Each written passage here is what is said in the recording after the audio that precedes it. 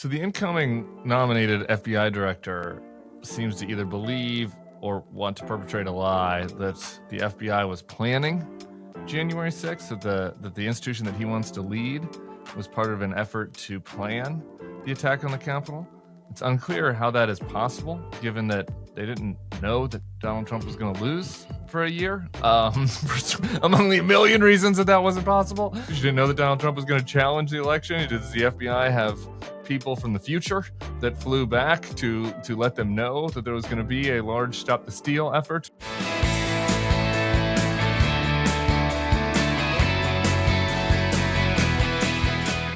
Now we gather due to a selfish man's injured pride and the outrage of supporters who he has deliberately misinformed for the past 2 months and stirred to action this very morning.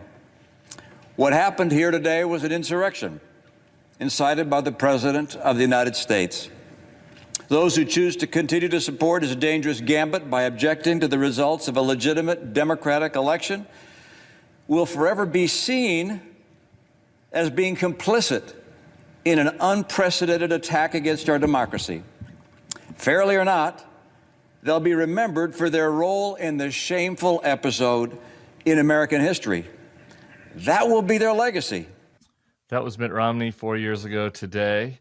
It certainly raises some questions about how the participants of that insurrection will now be remembered. And it's Monday, so I've got Bill Kristol here to discuss. Bill, what you think? Is that going to be their legacy? We're on the 4-year anniversary here of the January 6th insurrection. You know, I hope it's their legacy on the 8-year anniversary or 9th or 10th or 11th. But right now, the leader of that insurrection, the inspirer of it, kind of the organizer of it, really, Donald J. Trump, is going to be inaugurated in 2 weeks as president of the United States. His administration will be stuffed full of excusers, defenders, now cheerleaders for the January 6th insurrection and for the attempted coup that kind of preceded it for a couple of months within the government.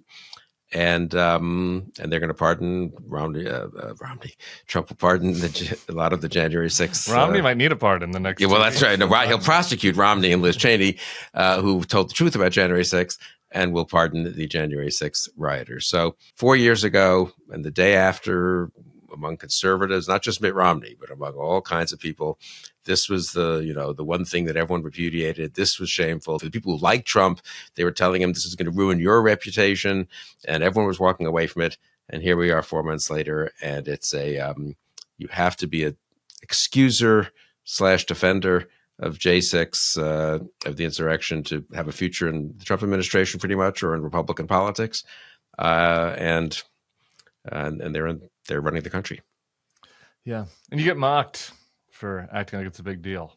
And it's like, oh, you guys not over that now? I know that was 4 years ago. That's ancient history. You guys are still talking about that. You led we just have a ton of coverage on January 6th because we're not going to be cowed by their jeers. And I want to get through a couple of the different pieces because there's some interesting news as well. But you led your morning newsletter with George Orwell, saying restatement of the obvious is the first duty of intelligent men.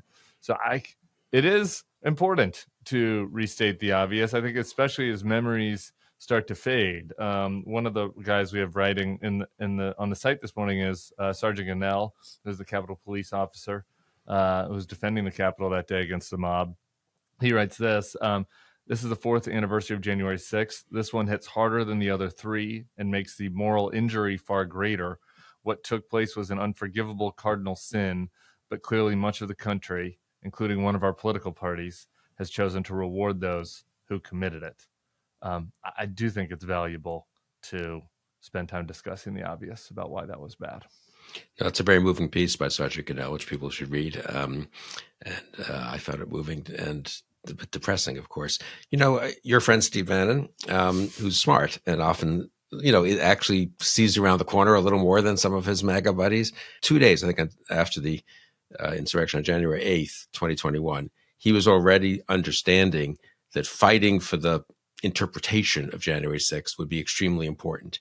He wanted to do some stuff in the last 2 weeks of the Trump presidency that didn't work out, demonstrate further demonstrations and showing they weren't embarrassed by it. But he understood from the beginning that this would be a defining, the definition of January 6th, looking back, would be a defining thing going forward. And I think Trump had an instinct of that too, obviously pretty early on, and worked pretty hard on that for the last 3 or 4 years. And then so many others just capitulated and went along. And it is just extraordinary that when you do read what people said in that, when it was fresh in people's minds and when they knew enough to know what had happened. And incidentally, it's not as if we've learned new things that have made it less horrible, less contemptible, less damaging what happened on January 6th. Quite the opposite. We have the January 6th committee report, which Trump's people hate, but which is none of its factual conclusions have really been challenged, which shows how much more was going on behind the scenes that we didn't quite know about, right, at the Justice Department and elsewhere. So people should be more upset by what Trump tried to do, and instead they've managed to really reverse the narrative.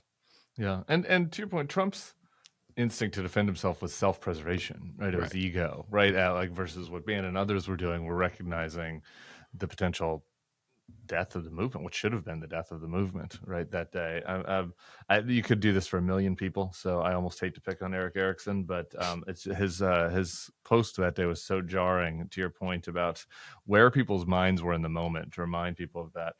Here's Eric Erickson at 3:02 on January 6th. Shoot the protesters. Waive the rules, impeach. Waive the rules, convict. Waive the rules, deny the ability to run for election again.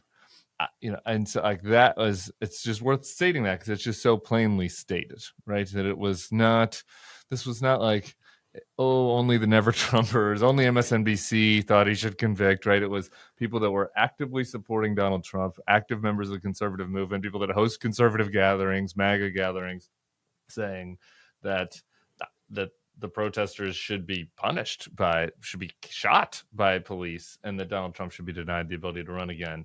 And what we have today is a report from Bloomberg, which says Trump is expected to grant clemency to over 1,000 people tied to January 6th. That was a report out this morning. And,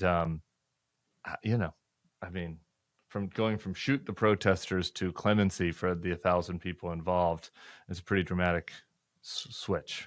Yeah, and the Times had a pretty good piece this weekend walking through how this happened, sort of a little bit of the frog in boiling water over the last 4 years. First, well, it wasn't as bad. There was Antifa people, and then there were some misled people, and Pelosi should have had taken more responsibility for security.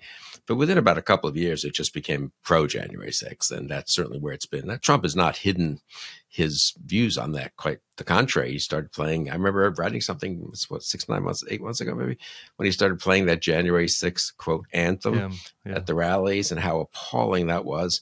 And now, as you say, he's going to pardon them. Various Republican members of Congress are inviting some of these felons. I don't know I guess they're out of jail by now, so those ones, to be there at the inauguration. I mean, and this is what authoritarian movements do. I mean, two things I guess I would say. This is, if other people who've studied this stuff say, the authoritarian movements take a defeat and have to turn it into a victory. Now, there may be a short-term defeat. They get people put in jail, but it has to become a martyrology, not not something wrong, right? And they've done that all in. And the other thing I'd say about authoritarian movements is they radicalize. I think we've seen that so much over the years. And things that were at the fringe of the movement, 6 months after January 6th, Julie Kelly and sort of Bannon's people, and the kind of, we need to stand up for these people, now totally mainstream. Now the Wall Street Journal, having been very nice to Trump for the last year, basically, a little upset about the pardons. I mean, someone there actually looked at what some of these people did. I guess maybe someone there on the page saw some of the videos, was reminded of what happened to Sergeant Gonell and others of the Capitol Police. And so they kind of prefer that Trump not pardon all the ones, especially the ones who committed anything of violence. Doesn't make them rethink any of their endorsement of this man to be basically endorsement. I guess they don't formally endorsement of this man to be president of the United States, though. So, even there, the kind of establishment Republicans are, they're not going to be cheering the pardons, but they've done their little wish that it wouldn't happen. It's not going to stop them from being all in on a million different things, or it's not going to stop them from totally refusing to reflect more broadly on what it means that Trump is the next president and what kind of administration he's going to be running if it's a pro-January 6th, pro-insurrection, pro-authoritarian, pro-violence, pro-political violence administration.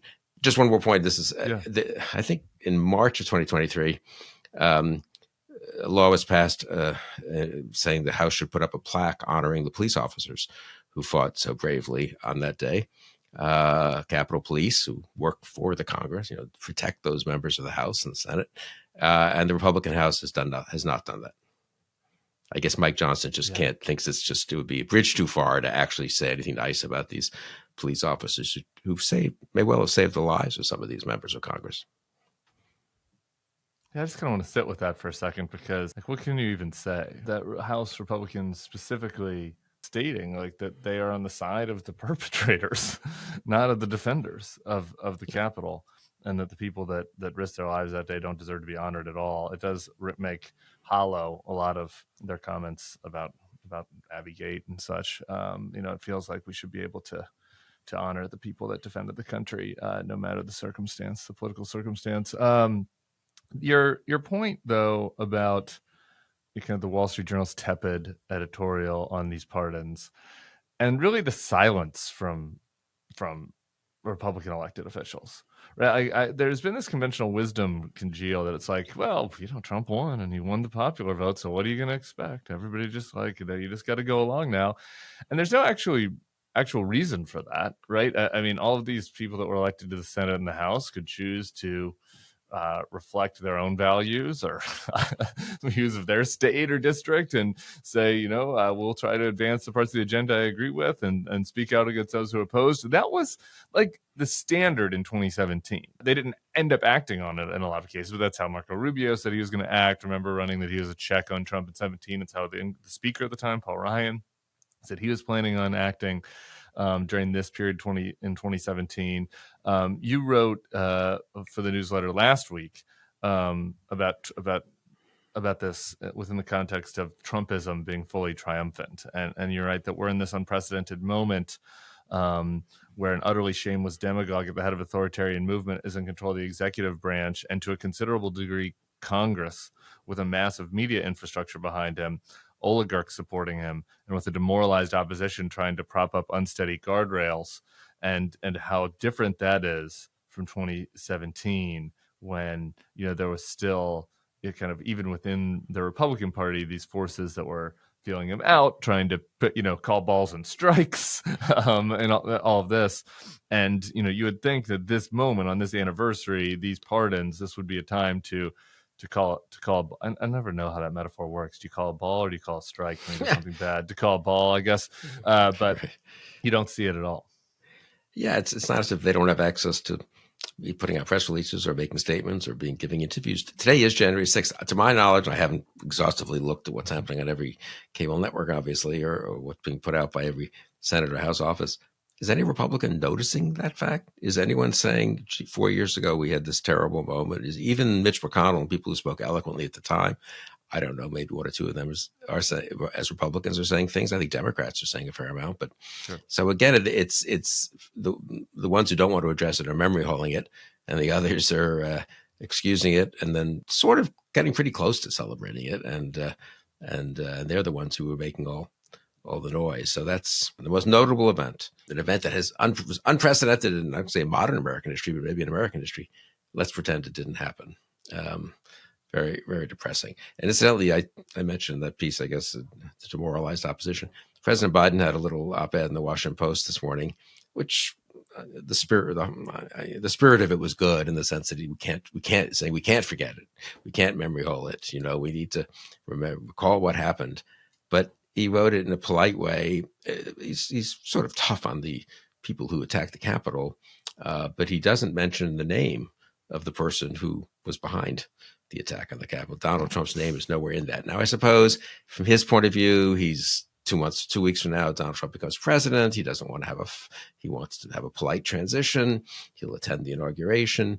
It's more effective, perhaps, not to make it look like he's taking a shot at Trump. I'm sure that's what they tell themselves there in the White House. But I mean, really, it reads weirdly. You read it, right? I mean, when you read it, it's like, well, there was this assault on the Capitol, very bad, really terrible thing. We can't memory hole it. Like, why did this assault happen? I mean, Yeah, I mean, the problem here is the man that sent them there, and then the man that is planning to pardon them for their actions, actually. And so, that is the person worth focusing on. The forward-looking side of this, I think, is also important. And we have Tom Jocelyn, who worked on the January 6th committee, and Norm Eisen in the Bulwark this morning, analyzing Kash Patel's interviews. And he had a very active podcasting career between his attempt to overthrow the government and now being nominated to run the FBI. And Kash had a segment called Kash's Corner on the Epoch Times, just a conspiracy rag. I just want to play one clip from it. How do we have 8 people there, and Christopher Wray, we'll get to him in a second, refused to answer questions about it? You have to ask yourself, okay, well, that was in planning for at least a year. What was the FBI doing planning January 6th for a year? So the incoming nominated FBI director seems to either believe or want to perpetrate a lie that the FBI was planning January 6th, that the institution that he wants to lead was part of an effort to plan the attack on the Capitol.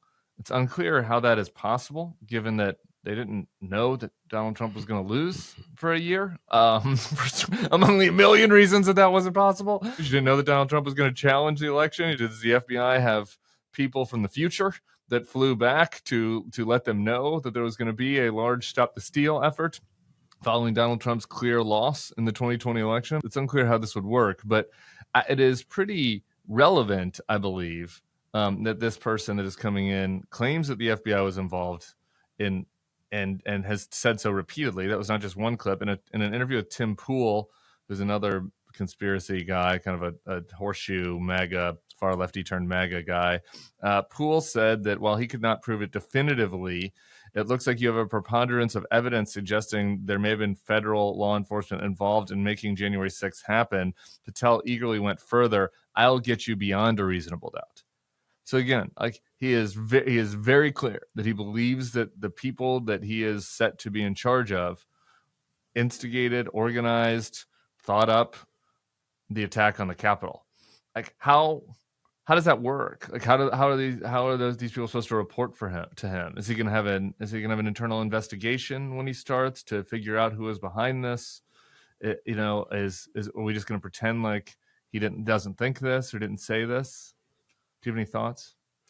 Well, actually, he will do internal investigations and firings, and they're certainly already preparing to do that in the Justice Department as a whole. And the FBI has been usually separated out from a lot of that, except for the director himself. Trump fired Comey, but I think Patel would love nothing better than to have 30 loyalists at top levels of the FBI instead of career people. He was as you say, the quotes are amazing, and it's really worth looking at it, and really worth then saying, okay, this is not a case of a guy who, wasn't really involved, but was on some show and didn't quarrel when some host said something. He was spending a lot of time pushing these conspiracies. Yes. I mean, he had some credibility in MAGA world because he had served in the Trump administration in various national security kind of related positions. Related, yeah. It's intelligence related, right? He had dealt with the FBI. He before that had been in the Justice Department, I think, in at the end of the Obama administration, actually. So he was a major figure in pushing this sort of stuff, much more than, I don't know, other people who are just sort of reading talking points, you might say, from MAGA world. Not that they should be excused either. Yeah, it's just unbelievable to nominate him as head of the FBI. I mean, it's unsuited for so many other reasons as well. But the willingness to indulge in conspiracy theories and really, and ones that are not derogatory is the word we're trying to say, really libelous in effect. I mean, to sort of to the people in the institution you're taking over. I mean, he seems to want to say that Chris Wray, yes, who was Trump appointed head of the FBI in 2017 and who has been serving for 7 years, what can criticize decisions Chris Wray made, what from both sides probably. Is he really saying that Chris Wray, this was an FBI disinformation deep state campaign launched by Chris Wray? That seems to be what he wants to say. Might be nice if Chris Wray, who I think has already announced he's quitting before Patel takes over, would say, I don't know, maybe it wouldn't help, but, after he quits at least, that this man should not be the next FBI director. Trump's entitled, Chris Wray might say, to have someone who didn't get in fights with Trump and who's sort of a fresh face and all this, not someone who's indulged in and propagated these kinds of really dangerous conspiracy theories. Yeah, or offer to testify against him, or say that he lied, or go in front of the committee and and provide information. Like, again, just because sometimes it's just worth just stating clearly what the conspiracy that Kash Patel is saying the FBI was involved with is, because it just shows the preposterousness of it when you state it out loud. And I hope that there will be Democratic senators during these confirmation hearings that take this process very seriously and walk it through with him. Because the theory that he's promoting is that the FBI knew that Donald Trump would attempt to roll back his loss in the election, right? Like that the FBI knew that Donald Trump was, going to try to stop the steal, so to speak. And so in order to undermine that effort, they concocted this notion that they were going to put FBI agents among the MAGA masses and encourage them to storm the Capitol to undermine MAGA, right? Like, that's the theory. That the FBI was able to recognize that if they just put 8 or 20 whatever undercover MAGA folks in red hats amidst a crowd on the mall, that they could convince the crowd to storm the Capitol, attack police officers, shit on the Capitol, like raise flags, do all of these raise Trump and Confederate flags, do all of these things that would then undermine the movement. Like, that's the theory. And it's like, it's nonsensical. It makes no sense, right? Like, there's no, there are all these things that you would have to know, in advance, like, for starters, that the people would go along with this, right? Like, imagine yourself being at a protest and having a person on your side being like, Tim, I'm trying to think of the last protest I was at. I was at some gay rights protests around the Supreme Court rulings, and it's like, you had some people in rainbow hats that are like, Tim, what we really should do is storm the Capitol and storm the offices of the anti-gay marriage officials. I'd be like, what are you talking about? Like, no. So, like, the idea that this plot would actually work, even if they had conceived of it, is preposterous. And now the man that is perpetrating this is set to lead the FBI. Like, leads to all of these questions. And you have John Thune on the Sunday shows this weekend talking about how, well, yeah, the FBI could use some reform. And so I'm pretty confident that you're going to have Kash in there. I would like to know from John Thune, is this the kind of reform that you think it is needed? You want somebody that perpetrated a lie about the FBI officials and said that they were part of a anti-American insurrection effort? Like, you want that? That's the type of reform you're looking for? You want somebody that is going to try to target political foes, that's going to make up things about people like Ray Epps, like frame random Americans? Like, that's something. Like, you want someone that's going to try to frame random Americans and publicly accuse them of being part of a plot with no evidence? That's the person that you want at the charge of the FBI, John Thune?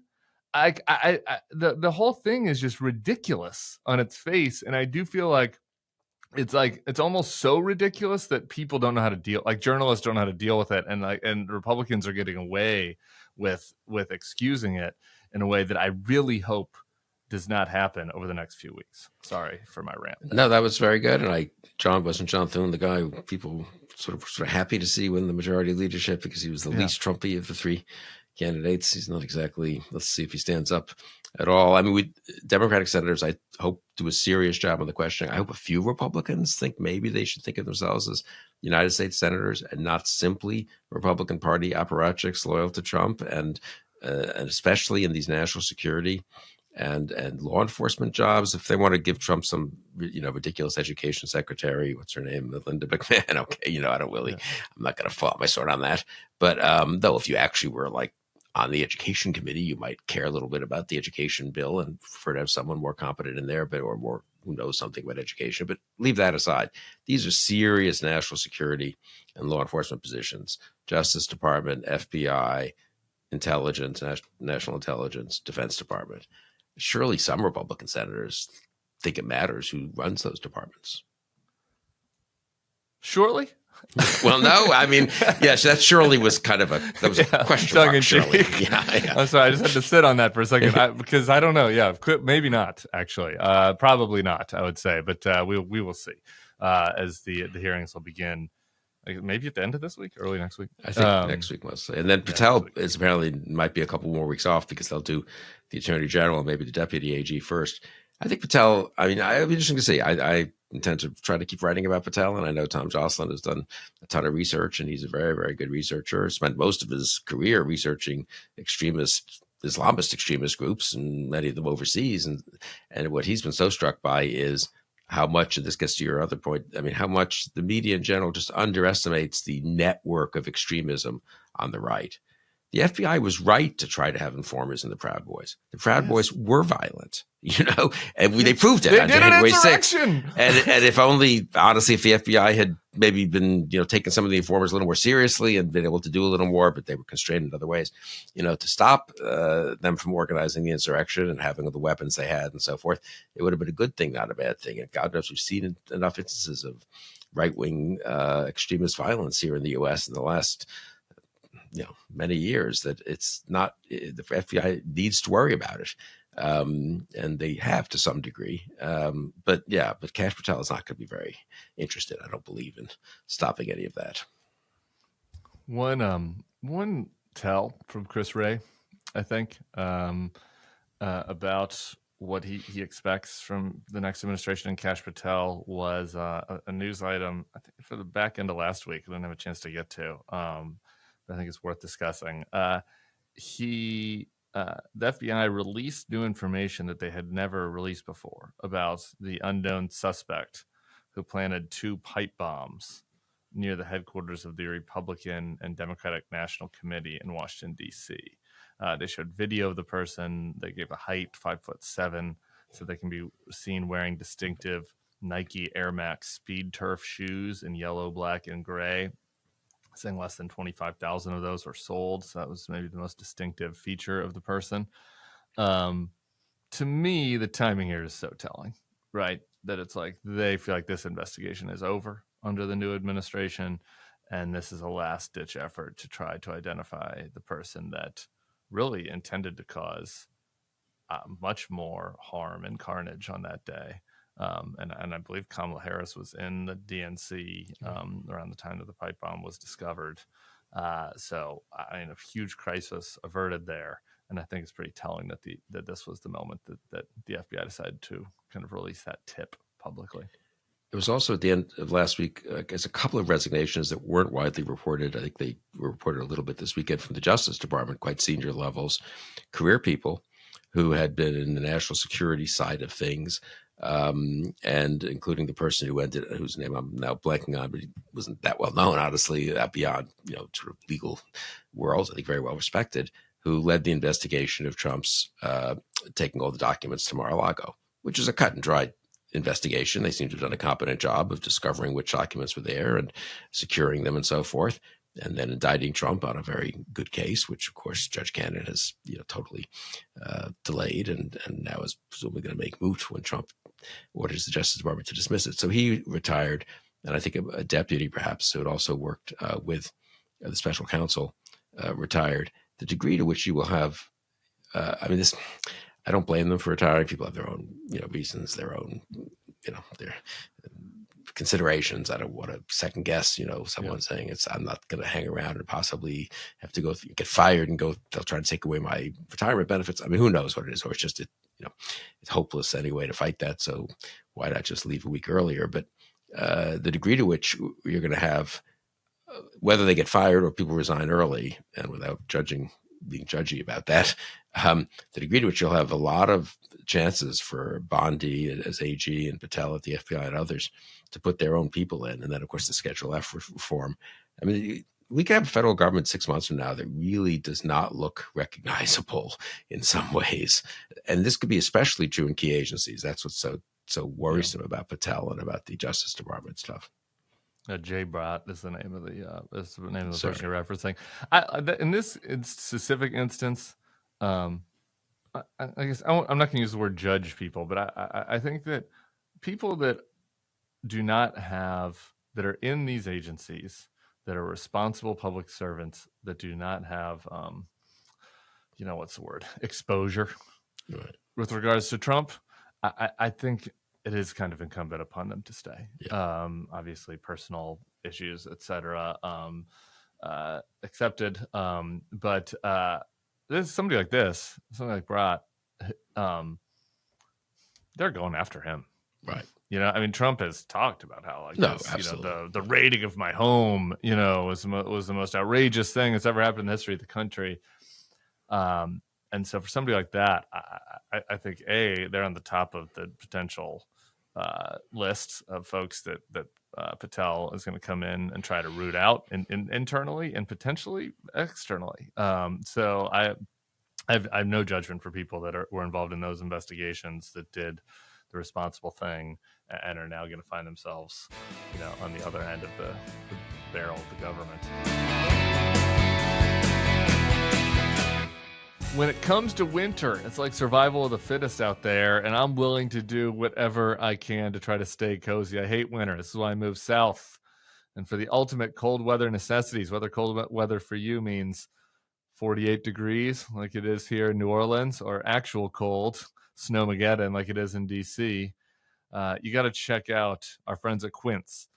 With Quince, you can treat yourself to true quality at an affordable price. Something everybody needs in their closet is Quince's iconic Mongolian cashmere sweater, which starts at just $50. They have super soft fleece sweatpants, which are a major upgrade to whatever you're lounging in right now. Wind resistance responsible down jackets are perfect for keeping warm. No matter what you're looking for, all Quince items are priced 50 to 80% less than similar brands. By partnering directly with top factories and cutting out the cost of the middleman, Quince passes the savings on to you. And they use premium fabrics and finishes for that luxury feel in every piece. So I'm just pumped to get into my new Quince winter wear. They treated me so well over the summer with my little button-up sweaters, and I've got this long sleeve tee from Quince I've been using. You probably saw it on the road during the Bulwark bus tour last year before the election. The stuff's been great. Got a new batch coming in soon. Highly recommend you guys should get out and get one as well. Luxuriate in coziness without the luxury price tag. Go to quince.com/thebulwark for 365-day returns plus free shipping on your order. That's QUINCE.com/thebulwark to get free shipping and 365-day returns. Quince.com/thebulwark.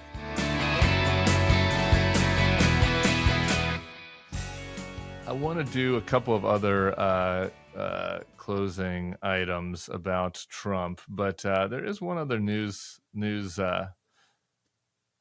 related. I try to stay away from media news on this and being too navel gazing. It's like media people love talking about media news. I don't know if regular people love talking about it as much, but it's gotten to a point where it is a real news item. I think what is happening at the Washington Post that is relevant to kind of our broader discussion about pre-surrender to the Trump administration and how our institutions are going to handle it. I mean, this is the institution that had, democracy dies in darkness as their kind of cringy slogan, in the early Trump 1.0 years. Now you have Jeff Bezos, Amazon, agreeing to do a flattering documentary of Melania, with somebody that had some serious Me Too accusations against him being the director. So Amazon has picked that up right at a moment where everybody, all the people I know in Hollywood world and streaming world, when, who are trying to pitch shows or pitch political related things, everybody's like, no, we're too scared of politics right now. Politics is too risky. We're not going to do any politics shows. We're not going to do any documentary shows. Well, we'll do one exception. Trump's wife. We'll do we'll do a suck up documentary to her. You have Bezos doing that. And at the same time, you have just a mass exodus from the Washington Post. Just Josh Dawsey today going to Wall Street Journal, Leanne Caldwell leaving, going to Puck. Others are coming. There may be some firings coming. It sounds like there's some reporting today. There's been a long list of people leaving the Post. It's pretty astonishing what's happening over there. I'm wondering what your thoughts are. It is. Now, if they end up at other places and continue to do good reporting, maybe we're just watching a transition where the Post is no longer a major figure, major player in American journalism, and Puck and Politico and the Bulwark are, and I do think there's some truth to that, obviously, right? And I don't know about Politico, but I know. Okay, your point is I'm being nice to them. I don't know. Axios, whatever, any of these places, smart brevity. Anyway, but yes, whatever happens. But, the Post is sort of, so I came to Washington in 85, went to the education department. The Post had one reporter, a younger reporter. It wasn't a prestigious assignment, but a good reporter, assigned to education and labor, I think it was. And she covered us, and she covered, policy initiatives and the usual kinds of things. Secretary Bennett testified to Congress and so forth. But she also dug and found things that had gone wrong and controversies and cases where we were fighting the career bureaucracy. The Post actually did more of that than the Times. The Post was really the Washington kind of inside baseball paper. There were trade journals that did the real detailed stuff to some degree, and a couple of the places like the National Journal, which barely exists anymore. But the Post was kind of the place that kept an eye on what's happening at these agencies, to the degree that that's already been collapsing for a couple of decades. I bet the Post now has one reporter assigned to 9 domestic policy agencies, not 2, but nonetheless, they keep some eye on these things.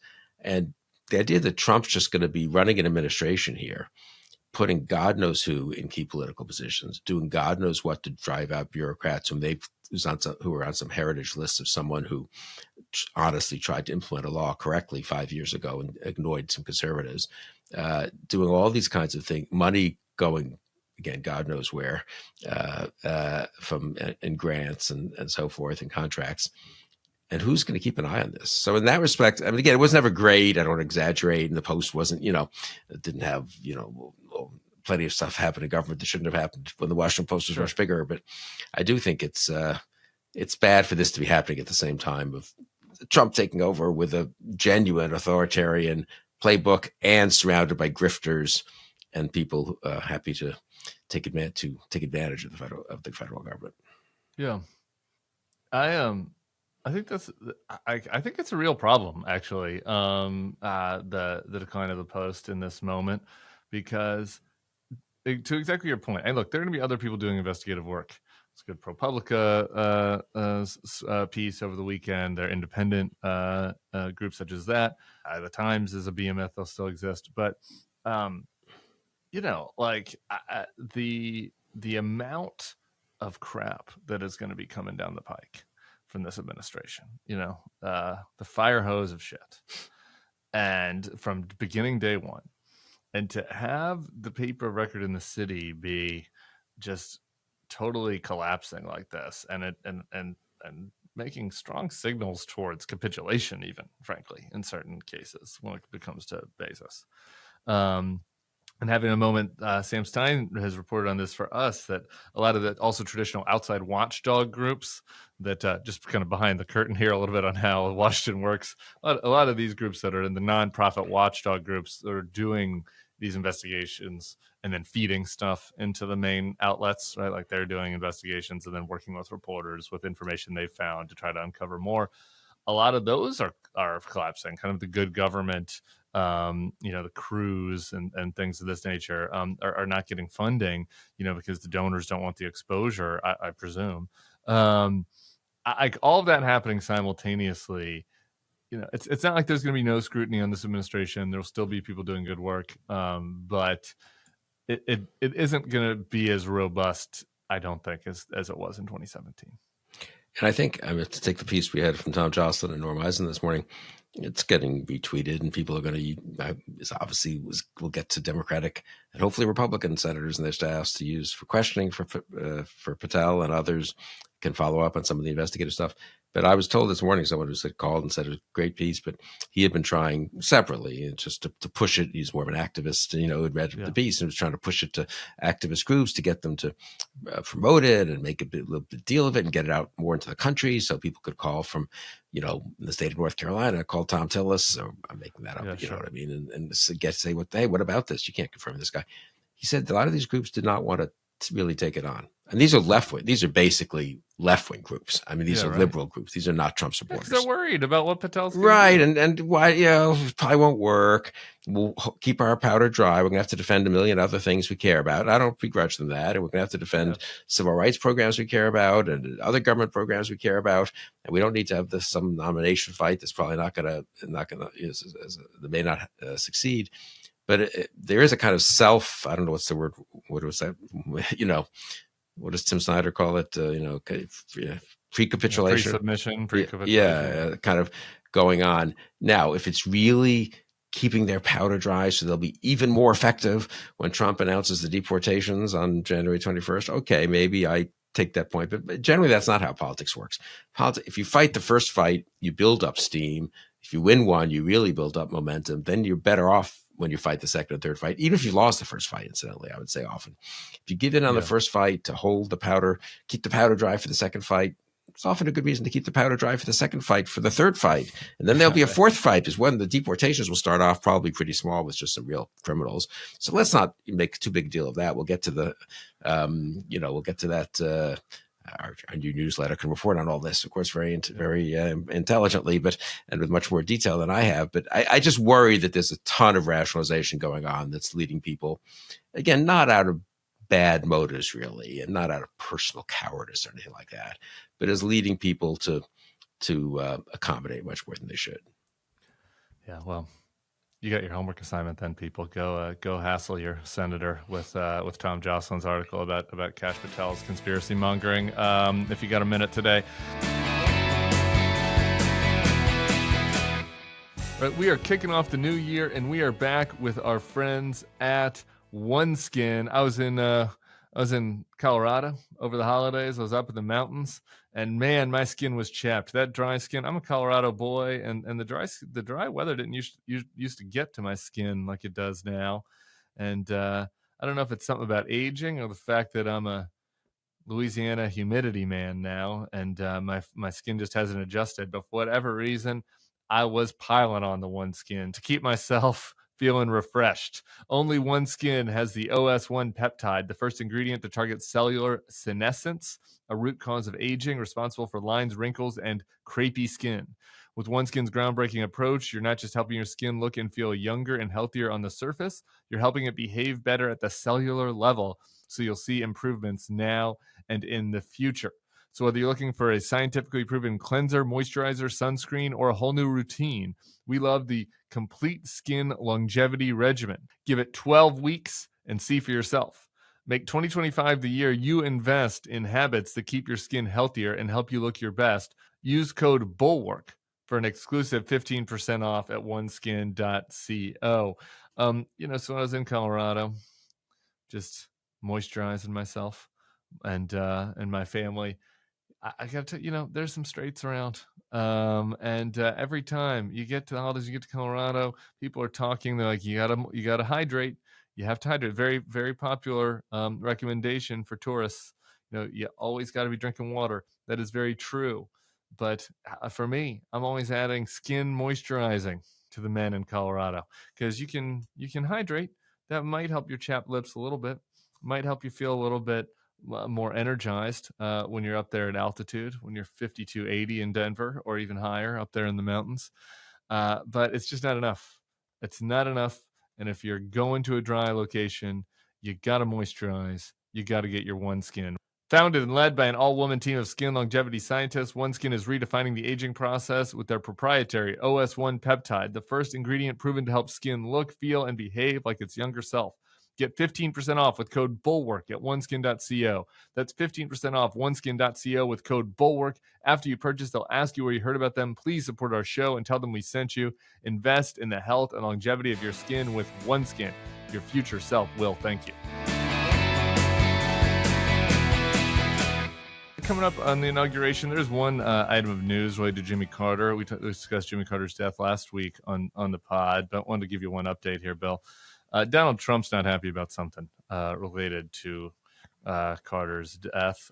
Traditionally, after and honestly, maybe this is the moment to get rid of this tradition, because I'm not going to want to do this when Donald Trump dies. But traditionally, after a president dies, the flags are at half half staff for 30 days, I think, whatever it is. There's a traditional period. And that period will overlap with the inauguration. This upsets Donald Trump. He writes this: "The Democrats are all giddy about our magnificent American flag potentially being at half-mast." I don't think he knows the difference. During my inauguration. They think it's so great and are so happy about it because they don't love our country. They only think about themselves. In any event, because of the death of Jimmy Carter, the flag may, for the first time ever during inauguration of a future president, be at half-mast. Nobody wants to see this, and no American can be happy about it. Let's see how this plays out. It's kind of like when he tried to hid the USS John McCain. Totally. No American could be happy about it, Tim. No, I do think apparently I think 30 days, honestly, is a little excessive, but it's in some regulation or something. It's not, Biden didn't invent this. I mean, I think it's been done for the last X number of presidents. So he just did what has been done in appropriate respect, and kind of weird to change it now suddenly. Maybe they could just turn the flag upside down instead, Yeah, that would be maybe in front of the Supreme Court in honor of Justice Alito, right? Suddenly Trump's so concerned about proper flying of the flag when has there been any movement in American history that has abused the American flag more than MAGA? I mean, it's upside down, backwards on every piece of clothing, every thing, right? That they putting blue lines on it, or putting 1776 on it. Anyway, there was more heartwarming January 6th anniversary piece out that I wanted to close on, and that was Michael Kruse wrote this for Politico. I love him. I took a shot at Politico earlier, but Michael Kruse is maybe the best profile writer out there right now. They're certainly in the top tier. And he wrote about an exchange between Al Gore and Mike Pence at Joe Lieberman's memorial. Al Gore thanked Pence for his actions on January 6th, and Pence said something surprising in response. Kruse writes, he suggested to Gore he had done what he'd done that day in part because of what he had seen as a newly sworn-in member of Congress on January 6, 2001. He had witnessed a vice president stand up to pressure from his own party to defy the Constitution, even though doing so by definition meant personal defeat. "I never forgot it," Pence said to Gore. "You don't know how much that means coming from you," Gore said back. I thought that was very nice. It is nice. Yeah. We have a lot of horrors on this anniversary, so I thought people might. Well, it is worth. Yes, remembering that Pence did the right thing, and other people weighed in and did the right thing, and the guardrails did pretty much hold from November 3rd through January 6th to January 20th of 2020, 2021, which makes it all the more tragic, really, right? That, I mean, it wasn't as if everything came crashing down and it was a free fall afterwards. And so you got to expect, in a sense, that the center would not hold, that the principles of, peaceful transfer of power and no storming of the Capitol and no political violence and no inciting to violence. It wasn't crazy to think that those principles could and should hold. It had been a little too close for comfort on January 6th, but now Biden was in charge. What's really terrible is that, in the Biden administration kind of went out of its way to respect a lot of those principles. And nonetheless, Trump wins the nomination and the whole Republican Party's with him. And I was trying to end on a positive, Bill. And he explicitly does it with this repudiation or endorsement, I guess is the word, of January. Right, sorry to ruin your. Cut that out. Have our crack producers take that all out. I'm going back to you on Gore. This will give people a little something. We've got to update our priors on Gore a little bit. I mean, I think back. I was a child during this time, but like the sore loser man stickers, that were around in the early 2000s. Pretty astonishing what Al Gore did. It was nice that Mike Pence mentioned that to him, given in retrospect. Very much so. I agree. All right. One last thing. Our good friend A.B. Stoddard is going to be stepping back for the Bulwark. This is a stressful life. We're not coal mining out here. We're not looking for anybody's sympathy, but having to care about this every day is a burden. And AB's been caring about it for about a decade. And I just appreciate her so much. I wanted to, I didn't know AB that well. I knew a little bit, like from work, pitching stories or whatever back when I was with Flack. But before Trump had even won the nominations, this is very early in 2015. I saw her in a green room at MSNBC, and she pulled me aside, and we started kind of in whispered voice, started talking about how bad it was and what was coming. And she started sharing with me her apocalyptic views about what was ahead of us. And I knew that I had um, uh, a soul sister in that moment, somebody that I was aligned with. I felt like very early on, as you as well, we were among the people that were sounding the alarm that this is actually worse than people think, and this is potentially, going to go to the depths of hell in a way that a lot of the conventional wisdom did not anticipate. And so I'm sad that we were both proven out on that point, even if maybe, we don't have t-shirts about how AB and Tim are always right. But, we were proven out on this one point. And so, I do feel a kind of cosmic connection with her that dates back about a decade now. She's still going to be around. We're going to have her on the pod from time to time when she can, after she can have a few breaths from looking at the fucking Twitter, which she well deserves. And so I just wanted to give her a little shout out on that point. Bill, I don't know if you have anything to add. No, that's great. She's one of my favorite people, really, and I've known her pretty well for quite a while. And, we broke with the Republican Party, and people say that was the right thing to do. I hope they say that. And some people excessively say it was, courageous and all this. But AB's world was very much the centrist sort of establishment world. I'm going to say this in a good sense in Washington. She worked for mainstream journals. She covered the Hills. She was friendlier, I think it's safe to say, with the moderate Republicans and the moderate Democrats. That's their own personal disposition. A lot of them, though, did not go into the let's confront, as we were discussing earlier, in a sense, the let's confront Trump camp. They went into they weren't Trumpy, but they went into the let's not overreact camp. And I think she was courageous, and she really felt so strongly about this. She wanted to join the Bulwark. We were thrilled to have her, obviously. Sorry that she feels she has to take a little time, certainly understandable, though, to just get away from it for a bit. But she's really a terrific person, and I also look forward to, seeing her around socially, but also she'll do a few podcasts, write a few pieces, and she'll certainly be part of the extended family. Yeah. Always part of the family. We love AB. She'll be back around. I appreciate her very much. Appreciate all of you for tuning in. We'll be back here tomorrow for another edition of the Bulwark Podcast. We'll see y'all then. Peace.